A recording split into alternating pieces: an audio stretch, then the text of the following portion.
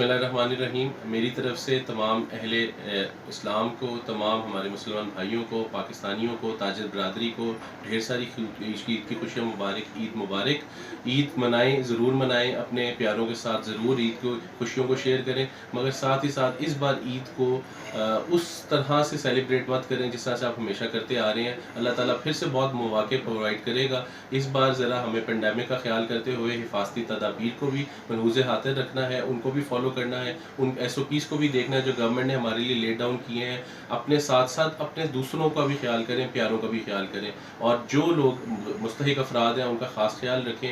عید کی خوشیوں میں ان کو بالکل اپنے ساتھ شامل رکھیں۔ مسلمان اچھا وہی ہے جس سے دوسرے مسلمان بھی خوش ہوں۔